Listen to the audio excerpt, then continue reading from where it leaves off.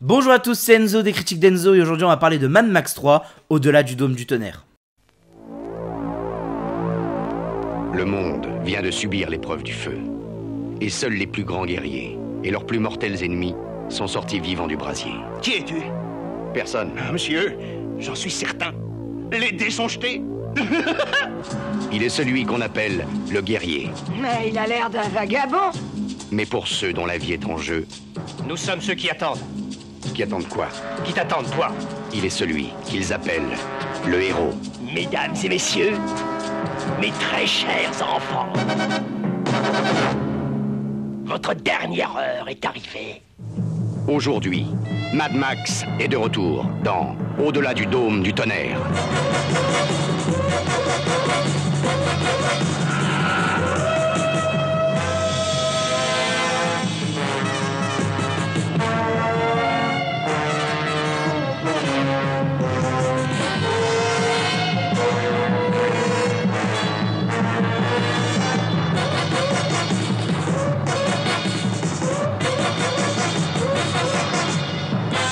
Mel Gibson, Tina Turner, dans Mad Max, Au-delà du dôme du tonnerre. Effectivement, on va parler de ce troisième opus de cette saga que je commence à apprécier, non, que j'appréciais déjà, mais que je commence petit à petit à arriver sur la fin, hein. Il nous reste plus que 2 épisodes, Mad Max Fury Road et Mad Max Furiosa. Mad Max Fury Road qui sort demain, et Mad Max Furiosa, la critique sort mercredi prochain. Que vous dire sur ce troisième épisode qu'on m'avait vendu comme le moins bon de la saga? Je confirme, j'ai toujours pas vu Fury Road, mais je pense pas dire ça de Fury Road. C'est le film le moins intéressant de cette saga.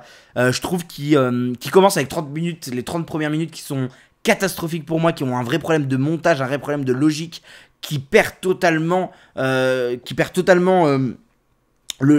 spectateur. Tout ce qui est raconté en 30 minutes aurait pu être raconté en 1 heure avec beaucoup plus de temps qui laisse passer, et du coup beaucoup plus d'intérêt dans cette méchante qui est Tina Turner, mais puis en plus ça introduit une histoire qu'en fait on s'en fout un peu, parce que moi ce que je trouve le plus beau c'est ce qui se passe après, mais en fait le film va en crescendo. Il est très très nul au début et on termine sur une scène d'action qui est peut-être pour moi la meilleure scène d'action de la saga. Pour l'instant, j'ai toujours pas vu Fury Road, mais qui est pour moi une des meilleures scènes d'action de la saga, qui est vraiment bien. Mais bon, ça en fait ça stagne. Enfin le début est vraiment catastrophique, ensuite ça monte un peu, mais ça stagne quand même. Genre c'est pas extrêmement, c'est pas une grosse montée. Et par contre on a vraiment le duel de fin qui fait vraiment une grosse montée. Mais le problème c'est que quand on a les 2 premiers films qui sont aussi bons et aussi gros que Mad Max 1 et Mad Max 2, bah il faut assurer derrière. Et c'est vrai que Mad Max 3, c'est compliqué. C'est vraiment très compliqué. L'explication est vite faite. Enfin, pour moi, vraiment, les 30 premières minutes auraient dû être en 1 heure et auraient dû être beaucoup plus travaillées et auraient dû être beaucoup plus intéressantes pour montrer. Parce que c'est hyper intéressant, en fait, de voir un autre point de vue de qu'est-ce qui s'est passé après cet apocalypse. Qu'est-ce qui s'est vraiment passé dans le monde de Mad Max? Qu'est-ce qui s'est passé dans ce désert australien? En parlant de sa 3e épisode, j'ai seulement de capter qu'on était dans le désert australien, hein, voilà. Pour moi, on était aux États-Unis depuis le début. Ils ont sûrement dit que c'était en Australie. Moi, j'étais brainfuck. J'étais en mode c'est les États-Unis, pas du tout. Parce que je comprends mieux pourquoi il y a des déserts. Enfin, je comprends mieux le changement de biome tout au long du film. Mais enfin, je suis vraiment en mode. Enfin, ce début pour moi est vraiment catastrophique. Et après, il y a ce truc où Max est exilé. Et je me dis, ça devient un peu plus intéressant. Ça devient un peu plus intéressant parce que il va être récupéré par des enfants, une communauté d'enfants qui attendent un messie, un capitaine pour conduire leur avion qui s'est crashé vers leur terre. Leur terre qui est toujours pour eux vrai, qui n'est pas détruit. Et Max fait office de fait office de personne qui remet les gens sur pied sur terre. Il leur dit clairement qu'il n'est pas le messie qu'ils attendent, et il dit clairement que le monde est détruit, qu'il y a eu l'apocalypse et que le monde est totalement détruit, que s'ils y vont, ils verront juste une ville de merde, de cochons, parce qu'en gros c'est comme ça je crois que c'est un peu comme ça qu'il le formule, mais en tout cas il dit une ville qui est régie par des personnes qui veulent le mal. Donc pas vraiment un truc positif comme les enfants veulent. Et même au tout début, il les protège de ça. Et je trouve qu'il y a tout un truc hyper intéressant où Max est souvent rattaché à la figure des enfants, que ce soit dans Mad Max 2 avec l'enfant sauvage ou que ce soit dans Mad Max 1 avec son enfant. Il est très souvent rattaché aux enfants. Mais alors là, c'est trop. C'est trop parce qu'il y a 10 enfants. Il y a 10 enfants. Il y a 30 enfants, je pense. Tout le côté vraiment Messie et tout ça est hyper intéressant. Ils attendent un Messie et ce Messie arrive pas. Et ils ont créé une croyance entre eux. Ils ont créé un mythe entre eux exprès pour s'encourager et croire en ça. Mais vraiment, enfin, j'ai vraiment ce problème-là de... Bah, j'ai l'impression que ce film... Enfin, je l'ai dit à mon pote, c'est assez marrant, mais de la façon dont les gosses se comportaient, j'ai eu l'impression de voir Nanny McPhee, le film.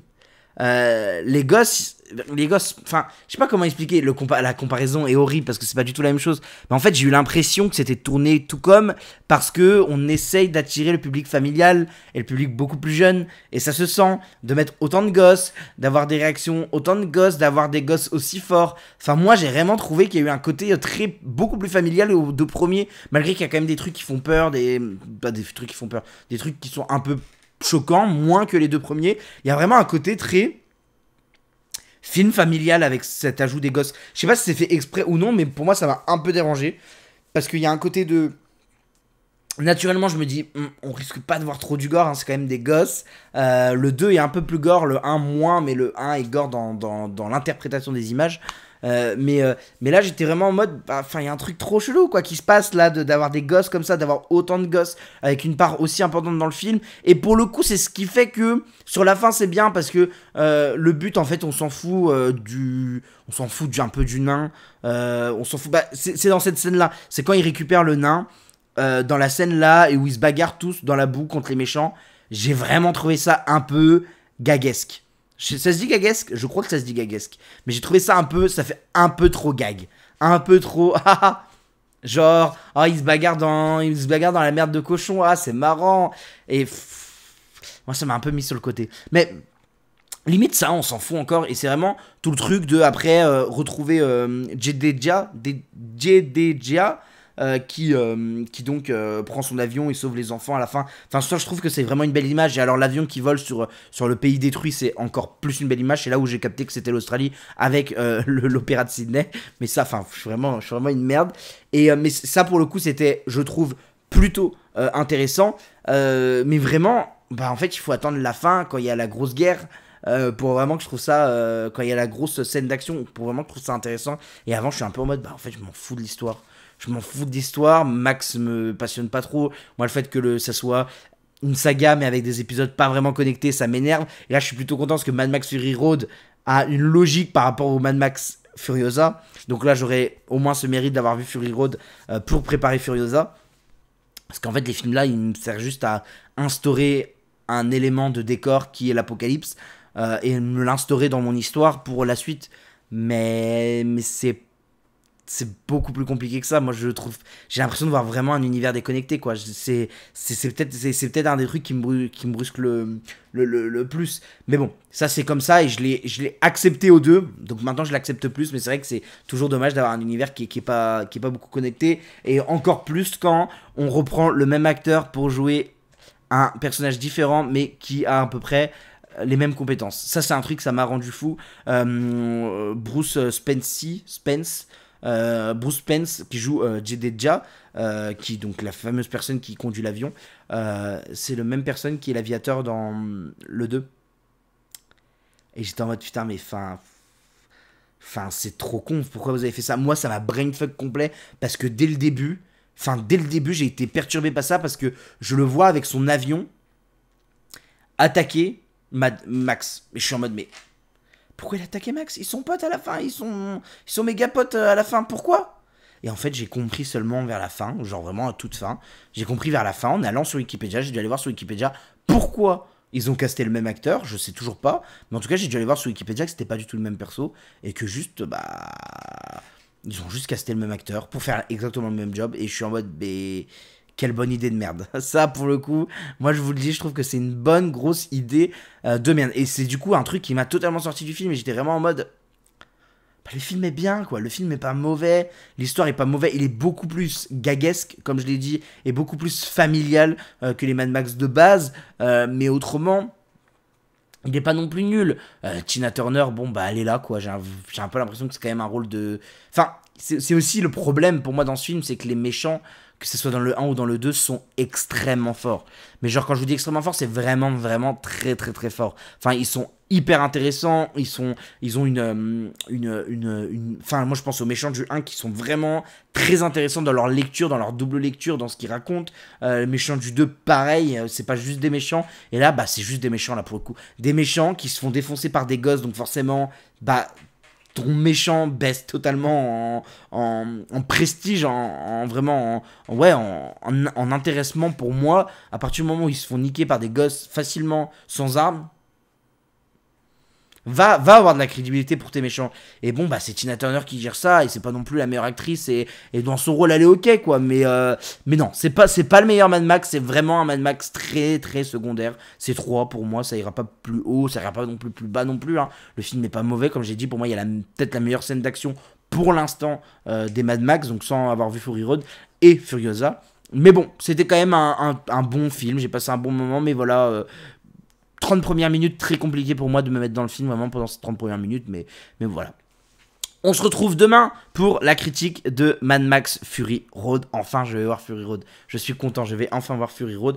Et vous avez eu la critique de Annette de Léo Scarax que je vous ai fait parce qu'il a été diffusé à l'UGC, donc j'en ai profité pour faire une critique du film. Donc je vous invite à aller la voir, elle est sortie vendredi normalement. Là, je vous enchaîne 3 jours avec des vidéos, donc profitez-en. Et la prochaine fois qu'on se voit, nous, c'est mercredi pour Mad Max Furiosa. Et oui. Et je pense qu'on se reverra un peu plus vers la fin de semaine après pour que je vous parle... d'autres films qui sont sortis. Là, il y a plein de choses. Il y a surtout le film de Christophe Honoré qu'il faut que j'aille voir, qui sort la même semaine, je crois. Donc voilà, gros problème. Il y a le Festival de Cannes en même temps que je suis à côté. Je ferai peut-être des TikTok là-dessus, donc n'hésitez pas à vous abonner sur TikTok. Merci à vous en tout cas d'être de plus en plus nombreux. On se retrouve très prochainement. Ciao, à la prochaine. Bye.